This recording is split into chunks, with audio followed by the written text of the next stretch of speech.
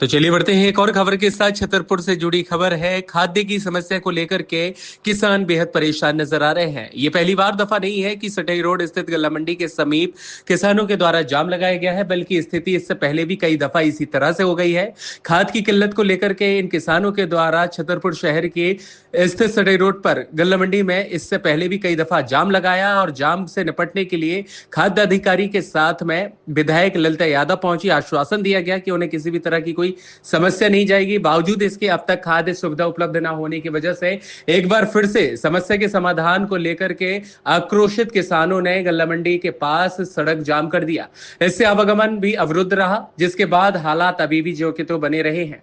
आपको बताते चले कि इस तरह की कार्यशैली को लेकर के खासा रोष भी व्याप्त हो रहा है। हमारे थे कल 400 रुपये एक टोकन चोरी से कटवा चाय कटवाया हमने। किसने? अब जी नाम नहीं बता सकते कि मजा नहीं आएगा। वो किसने दिए थे? किसने दिए? मंडे यहीं बांटने वालों ने। क्या नाम है? नाम नहीं बता सकते, ऐसे कि जानते हैं हम अच्छे से जानते। 400 रुपये का एक टोकन एक बोरी 400 रुपये में। आपने कितनी बोरी ली? हमने 2 बोरी ली, 800 रुपये में कटी है। 800 रुपये? हाँ। कहाँ पर? यहाँ पे कल बटी है। हम खुद लेने आए थे।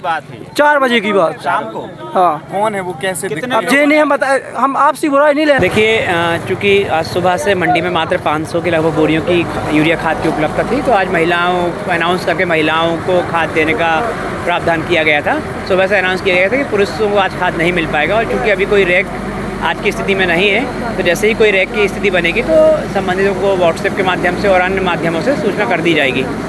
परंतु आज दोपहर बाद कुछ लोगों द्वारा यहाँ एकत्रित होकर सड़क को बाधित करने का प्रयास किया गया है, जिनको समझाइश देकर हटवाया गया है। सर, लगातार ये पूरे जिले में देखा जा रहा है कि खाद को लेकर किसान परेशान हैं और लोग जो है रोड पर जाम लगाते हैं किसान। आखिर ऐसा क्यों समस्या? रोड पर जाम लगाना किसी भी समस्या का हल नहीं है। कहीं ना कहीं वो कानून का उल्लंघन भी है, और कहीं ना कहीं आम जनमानस को और बाकी नागरिकों को परेशानी होती है। ये सभी को समझना होगा। दूसरी बात, जहाँ तक उनसे बातचीत करने का या उनको खाद उपलब्ध कराने का सवाल है, तो पूरा प्रशासन सभी जगह सभी अनुभवों में तहसीलदार, SDM और संबंधित पुलिस बल द्वारा यहाँ पर उनको समझाइश दी जा रही है, और जो भी खाद उपलब्ध है उनको उनके उपस्थिति में बंटवाया जा रहा है। ये सर हर साल की समस्या होती है, लेकिन अक्सर देखा जाता है, कई किसानों ने ये भी कहा है कि गांव में खाद आराम से उपलब्ध हो जाता है प्राइवेट से। तो कैसे?